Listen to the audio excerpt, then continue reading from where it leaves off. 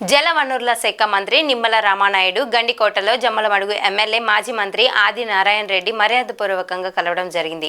ఆయనతో కలిసి ఇరిగేషన్ శాఖ, రెవెన్యూ అధికారులతో కడప జిల్లా ప్రాజెక్టులపై సమీక్ష నిర్వహించారు. అనంతరం కడప జిల్లాలో గ్రాండ్ కన్వెన్ ఆఫ్ ఇండియాగా పిలువబడే గండికోట కెన్యన్ను సందర్శించారు. కడప జిల్లాలో జమ్మలమడుగు ఎమ్మెల్యే ఆది నారాయణ రెడ్డి కడప తెలుగుదేశం పార్టీ లోక్సభ నియోజకవర్గ ఇన్ఛార్జ్ భూపేష్ రెడ్డితో కలిసి గండికోట డ్యాంను సందర్శించి మీడియాతో మాట్లాడడం జరిగింది.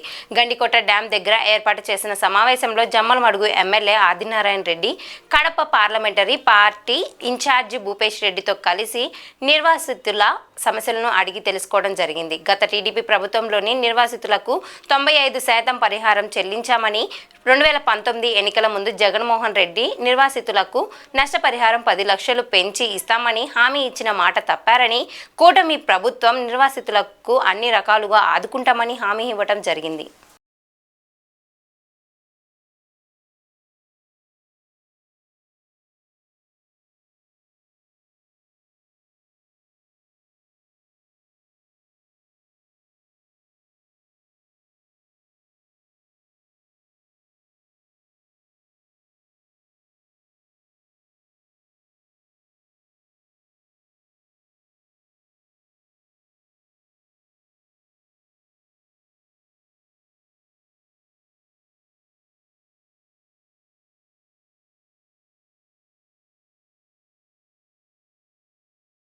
బ్రిడ్జిని పైన రైలు పోతుంది, తగ్గున వచ్చేసి నీళ్ళు ఉన్నాయి సార్.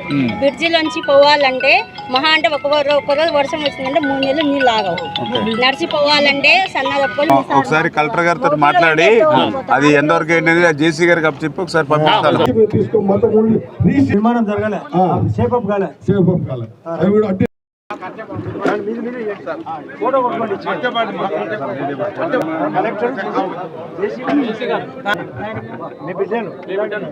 సంబంధించినటువంటి అధికారులు, అదేవిధంగా రెవెన్యూ అధికారులు కలెక్టర్ గారితో కూడా ఫోన్లో కూడా మాట్లాడుకుని ఏదైతే మీ యొక్క 1 టైం సెటిల్మెంట్ కానీ, R&R కానీ, ఎక్కడ విలేజెస్ కానీ ఇవన్నీ కూడా మేము దగ్గర ఒక 2 అవర్స్ రివ్యూ చేయడం జరిగింది. అవన్నీ చేసుకున్న తర్వాతే మేము ఇక్కడ రావడం జరిగింది. అంచేత మీ సమస్యల మీద నాకు స్పష్టమైనటువంటి అవగాహన ఈరోజు నాకు ఇక్కడ రావడం ద్వారా జరిగింది. అందులో ప్రధానంగా నేను కూడా గమనించాము, ఏదైతే గతంలో ఏదైతే గండికోటకి సంబంధించి 1 టైం సెటిల్మెంట్ కింద 3.75 ఏదైతే ల్యాక్స్ ఏదైతే ఉందో, అదేవిధంగా R&R కింద మరి ఆ రోజు ఏదైతే 6.75 ఏదైతే ఉందో అది తెలుగుదేశం ప్రభుత్వం హయాంలో 2019కు ముందు 95% వరకు కూడా అందరికీ అందజేయడం జరిగింది. తర్వాత జగన్మోహన్ రెడ్డి గారు తన పాదయాత్రలో కానీ ఇతరత్ర కానీ ఆ రోజు మరి ముఖ్యమంత్రి కుర్చీ కోసమో లేకపోతే అధికారం కోసమో ఆరాటంతో ఆ రోజు మీ అందరికీ కూడా మరి ఆ యొక్క 1 టైం సెటిల్మెంట్కి సంబంధించి ఏదైతే ఆ యొక్క 6.75 ఏదైతే ఇచ్చామో దాన్ని 10 lakhs ఇస్తామని చెప్పాడు. అదేవిధంగా ఏదైతే మరి ఈ 3.75 ఏదైతే 1 టైం సెటిల్మెంట్ ఏదైతే ఉందో అది 7 lakhs ఇస్తామని చెప్పడం జరిగింది. కానీ దురదృష్టం ఏంటంటే 5 సంవత్సరాలు ఆయన కోరిక నెరవేరింది, అధికారంలోకి వచ్చాడు, ముఖ్యమంత్రి పీఠం ఎక్కాడు. కానీ మీకు ఇచ్చినటువంటి హామీని, మీకు ఇచ్చినటువంటి మాటను మాత్రం నెరవేర్చుకోలేదు. మాట తప్పడం, మడమ తిప్పడం ఆయన లేదంటాడు. కానీ ఆయన DNAలో ఉన్నదే మాట తప్పడం, మడమ తప్పడం. దానికి ఉదాహరణ 5 సంవత్సరాల్లో ఆయన ఇచ్చినటువంటి మాటను మర్చిపోవడం అనేది. మళ్ళీ ఈరోజు మేము అధికారంలోకి వచ్చిన తర్వాత ఆయన హామీని మమ్మల్ని నెరవేర్చమని ఇప్పుడు మీరందరూ కూడా మమ్మల్ని అడుగుతూ ఉన్నారు. సరే, ఏదేమైనా చంద్రబాబు నాయుడు గారు మాది ఎందుకంటే కక్షలు, కేసులు, వేధింపులతో కూడినటువంటి ప్రభుత్వం కాదు, మాది పనిచేసేటువంటి ప్రభుత్వం, ప్రజా ప్రభుత్వం. ఎందుకంటే ఆయన ప్రజావేదిక విధ్వంసంతో ఆయన పాలన ప్రారంభిస్తే మేము పోలవరం నిర్మాణంతో మళ్ళీ ఈ యొక్క ఆంధ్రప్రదేశ్ రాష్ట్ర నిర్మాణం, పోలవరం అంటే ఇక్కడ నిర్మాణం అవ్వచ్చు, కానీ ఆ పోలవరం అక్కడ నిర్మాణం అవుతే ఆ గోదావరి వరద నీరు ఏదైతుందో కృష్ణానది నుంచి మరి ఏదైతే శ్రీశైలం నుంచి బ్యాక్ వాటర్గా ఇటు రాయలసీమకి, అలాగే అటు ఉత్తరాంధ్రకి, అంటే ఆ రకంగా చంద్రబాబు నాయుడు గారు ఆలోచనలంతా కూడా ఆంధ్రప్రదేశ్ రాష్ట్రాన్ని పర్టికులర్గా రాయలసీమని ఒక కరువు రహిత రాష్ట్రంగా మార్చేటువంటి ప్రక్రియలో ఈ యొక్క రాయలసీమ కూడా ప్రాధాన్యత ఇవ్వాలనే ఆలోచన ఆయనకు అడుగడుగునా ఉంది. అందుకే ఏదైతే ఇప్పుడు మీ సమస్యలు ఏదైతే మరి దగ్గర 22 గ్రామాలు ఏదైతే ముంపు బారిన పడి ఈ యొక్క 1 టైం సెటిల్మెంటు, అదేవిధంగా R&R ఏదైతే మీ ఇబ్బందులు ఏదైతే ఉన్నాయో నేను మీ సమస్య మీద R&R కమిషనర్ దగ్గర నుంచి, కలెక్టర్ దగ్గర నుంచి, జేసీ దగ్గర నుంచి, RDO మరి STC వీళ్ళందరినీ కూడా మేము మానిటరింగ్ చేసుకుంటూ ఉన్నాం. ఆదినారాయణ రెడ్డి గారు అయితే మొత్తం నాకు అంతా బ్రీఫ్ చేశాడు.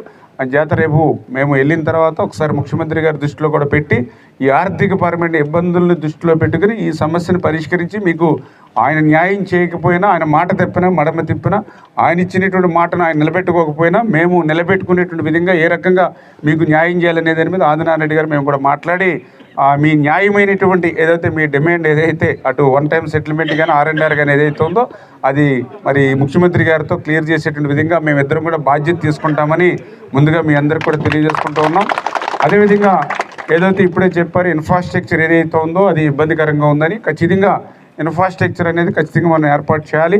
ఏదైతే రోడ్స్ కానీ, డ్రైన్స్ కానీ, అంగన్వాడీ, స్కూల్స్, లేకపోతే రైతు బజార్లు, లేకపోతే పర్టికులర్గా చాలా అవసరం బరిల్ గ్రౌండ్, ఎందుకంటే అది చాలా చాలా అవసరం. ఏదైతే శ్మశాన వాటికలు అనేవి ఇట్లాంటి ఏవైతే ఇన్ఫ్రాస్ట్రక్చర్ ఏదైతే ఉందో అది కూడా ఒకసారి దృష్టి పెట్టి సంబంధితమైన డిపార్ట్మెంట్స్ ఏవైతే ఉన్నాయో ఆ నిర్వాసితులకు సంబంధించిన గ్రామాల్లో అవి ఏర్పాటు చేసేటువంటి విధంగా కూడా మరి ఆ డిపార్ట్మెంట్స్ తోటి కూడా మాట్లాడి అవి కూడా ముందుకు తీసుకెళ్తామని చెప్పి కూడా మీ ద్వారా కూడా తెలియజేసుకుంటూ, అదేవిధంగా ఏదైతే పంచాయతీలు గతంలో ఏ మాదిరిగా ఉండేవో ఆ మాదిరిగా పంచాయతీల వ్యవస్థను తీసుకురావాలి, ఆ పరిధిలో తీసుకురావాలి అనేటువంటి మీ ఆలోచన ఏవైతే ఉందో ఇది కూడా ప్రాక్టికల్గా పొలిటికల్గా మనం తీసుకోవాల్సినటువంటి డిసిషన్సే. కాబట్టి ఒకసారి అది కలెక్టర్ గారితో వీటితో కూడా మాట్లాడి మరి ఆ విషయంలో కూడా మరి మీరు చెప్పినటువంటి ఆ డిస్ట్రిబ్యూషన్ ఏదైతే ఉందో అది కూడా నెరవేరుస్తామని చెప్పి తెలియజేసుకుంటూ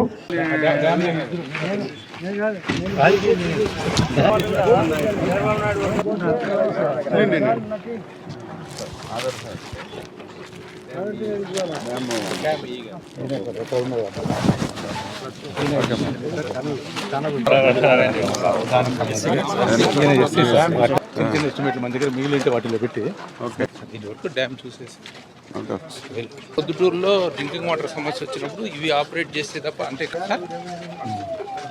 మొన్న మీరు ఇచ్చిన దాంట్లో ఏమేం చేశారు దాంట్లో మనకి రివర్స్ 3 రోప్స్ మొత్తం మార్చాము. కింద గేట్స్ వచ్చేవి కాదు సార్, లాక్ అయిపోయింది. అవన్నీ పాల్గొట్టేసి నీట్ గా చేసాం సార్. రోలర్స్ అన్ని కొత్త వేసి చేసాం. ఇంకా పైకి లేస్తుందా వాటర్? లేదు సార్, 26.85 వచ్చినప్పుడు వాటికి స్పిల్ అవుతుంది. మనం 26 పెడతాం సార్. Last 26 sir. కూడా మరి రిపేర్స్కి మెయింటెనెన్స్కి ఉపయోగపడుతుంది. కిందది ఇది దాని బదులు ఆ మైలు వరకు ఇక్కడ వరకు బోట్ అయితే పెట్టుకోవచ్చు. అది ఉంటుందా? అది వచ్చే టైంకి time calculation total only reservoir zone అంట. ఓన్లీ రిజర్వాయర్ ఇది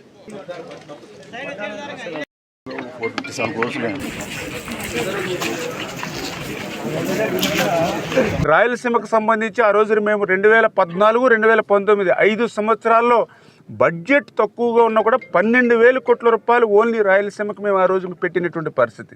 మరి ఈయన రాయలసీమ బిడ్డ అని పేరు చెప్పి ఈయన ఖర్చు పెట్టింది ఎంత అంటే మరి కేవలం 2,200 కోట్ల రూపాయలే. అది కూడా బడ్జెట్ డబల్ ఉన్నటువంటి పరిస్థితుల్లో దయవుంచి అందరూ కూడా గమనించాలి. అంటే ఈ రాయలసీమకి ఎంత ద్రోహం, ఎంత దగ ఈ జగన్మోహన్ రెడ్డి చేశాడనేటువంటి విషయం. రాయలసీమకు సంబంధించి 198 ప్రాజెక్టులకు సంబంధించినటువంటి పనులు కూడా ప్రీ క్లోజర్ చేసి బ్యాంక్ గ్యారెంటీలు వెనక్కి ఇచ్చేసాడు అని అంటే జగన్మోహన్ రెడ్డికి ఈ ప్రాంతం పట్ల ఎంత నిర్లక్ష్యంగా ఉన్నాడనేది ఇంకా ఇంతకు మించినటువంటి పెద్ద ఉదాహరణ ఉన్నదనేటువంటి విషయాన్ని కూడా ఈ సందర్భంగా తెలియజేసుకుంటూ, అందుకే నేను ఒకటే చెప్తా ఉన్నా, రాయలసీమకు ఏ ముఖ్యమంత్రి చేయనిటువంటి ద్రోహం ఒక్క జగన్మోహన్ రెడ్డి మాత్రమే ఈ ప్రాంతానికి చేసినటువంటి పరిస్థితి, దుస్థితి అనేటువంటి విషయాన్ని సందర్భంగా తెలియజేసుకుంటూ, అటువంటి స్థితి నుంచి ఈరోజు మళ్ళీ ఈ యొక్క తెలుగుదేశం, జనసేన, బీజేపీ కూటమి ప్రభుత్వం వచ్చిన తర్వాత మీరందరూ కూడా చూశారు ఒక వాటర్ మేనేజ్మెంట్ పర్ఫెక్ట్గా. చంద్రబాబు నాయుడు గారు ఒక్కడే చెప్తుంటారు మాకు, ఒక్కసారి వర్షాలు బాగా పడితే, ఒక్కసారి వరదలు వస్తే మళ్ళీ 1-2 సంవత్సరాల వరకు కూడా కరువు అనేది లేకుండా మనం వాటర్ మేనేజ్మెంట్ చేయాలి. ప్రతి నీటి బొట్టును కూడా ఒడిసిపెట్టి ఆఖరి ఎకరం వరకు కూడా తీసుకెళ్ళాలి.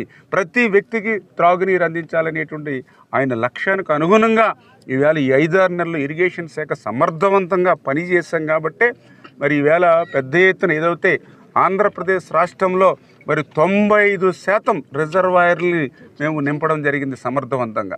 దాని ఉదాహరణ మన GNSSఏ. ఆ రోజు 26.48 TMCలో వాళ్ళు రిజర్వ్ చేయగలిగితే ఈరోజు మేము 54.26 మరి మేము ఈవేళ రిజర్వాయర్ని మనం నింపగలిగాం. అంటే ఎంత డిఫరెన్స్ అంటే ఆ వాటర్ మేనేజ్మెంట్ అనేది పర్ఫెక్ట్గా ఈ రకంగా ఏదైతే ఈ యొక్క కడప జిల్లాకు సంబంధించి ఇంకా పర్టికులర్గా ఏదైతే గండికోటకి సంబంధించి మరి ఇక్కడ నిర్వాసితులు కూడా నాకు మార్నింగ్ నుంచి అదేవిధంగా రివ్యూ చేసినప్పుడు కూడా మరి ఏదైతే వాళ్ళకి R&R కానీ ఏదైతే వన్ టైం సెటిల్మెంట్ సంబంధించినటువంటి ఏదైతే బ్యాలెన్స్ అమౌంట్ ఏదైతే ఉందో వాళ్ళు కూడా రిప్రజెంటేషన్ ఇచ్చారు. ఏదైతే గత ప్రభుత్వం మోసం దగా ఏంటనేది నిర్వాసితులు కూడా ఆఖరికి వదల మరి ఏదైతే ఆ 6.75 lakhs ఏదైతే వన్ టైం సెటిల్మెంట్ ఉందో దాన్ని నేను 10 లక్షల రూపాయలు ఇస్తానని, అదేవిధంగా ఏదైతే మరి ఈ యొక్క 3.75 ఏదైతే R&R ఏదైతే ఉందో దాన్ని 7 lakhs ఇస్తానని ఏదైతే ఆ రోజు మరి ఆయన ఆ యొక్క పాదయాత్రలో కానీ ఎన్నికల ముందు చెప్పాడు. మరి నేను అడుగుతూ ఉన్న అధికారంలోకి వచ్చాం, 2019లో ముఖ్యమంత్రిగా ప్రమాణ స్వీకారం చేశావు, 2024 వరకు నీ సీట్లో నువ్వు కూర్చున్నావు. మరి ఎందుకు నువ్వు చెప్పినటువంటి మాట ప్రకారం 5 సంవత్సరాల్లో ఆ నిర్వాసితులకి నువ్వు ఎందుకు సమకూర్చలేకపోయావు? ఇప్పుడే నువ్వు పెంచినటువంటి అమౌంట్ ఏదైతే ఉందో మరి ₹1 కూడా నువ్వు ఇవ్వకపోవడంతో ఈవేళ చూస్తే మరి దగ్గర అది 450 కోట్ల రూపాయలు ఈరోజు మేము చెల్లించేటువంటి పరిస్థితి వచ్చింది. మరి హామీ ఇచ్చినటువంటి వాడు నువ్వు, వాళ్ళందరికీ హామీ ఇచ్చి ఓట్లు వేయించుకున్నటువంటి వాడు నువ్వు, మరి 5 సంవత్సరాలు మరి నువ్వు ఎందుకు ఆ నిర్వాసితుడికి న్యాయం చేయాలి? నువ్వు అన్నమాట నువ్వు ఎందుకు నిలబెట్టుకోలేకనేటువంటి పరిస్థితికి ఎందుకు వచ్చింది? ఈవేళ జగన్మోహన్ రెడ్డి ఈవేళ నిర్వాసితులకు కూడా సమాధానం చెప్పవలసిన అవసరం ఉంది. అయినా సరే ఈరోజు ఒక సమర్థవంతమైనటువంటి నాయకుడు ఈవేళ చంద్రబాబు నాయుడు గారు ఉన్నారు, ఆయనకి తోడుగా ఈవేళ పవన్ కళ్యాణ్ గారు ఉన్నారు, వాళ్ళిద్దరికీ అండగా పైన నరేంద్ర మోడీ గారు ఉన్నారు. కాబట్టి ఖచ్చితంగా ఈ సవాళ్ళన్నింటినీ కూడా అధిగమించి భవిష్యత్తులో మరి యొక్క ఆంధ్రప్రదేశ్ రాష్ట్రాన్ని ఒక కరువు రహిత రాష్ట్రంగా మార్చేటువంటి విధంగా మరి చంద్రబాబు నాయుడు గారి కృషి ఫలిస్తుంది. అందులో కూడా పర్టికులర్గా ఈవేళ రాయలసీమను సస్యశ్యామలం చేయాలని ఈవేళ ఏదైతే గోదావరి టు పెన్నా లింకింగ్ ఇప్పుడు ఈవేళ చంద్రబాబు నాయుడు గారు కూడా పదే దాన్ని ఆలోచన చేస్తూ ఉన్నారు.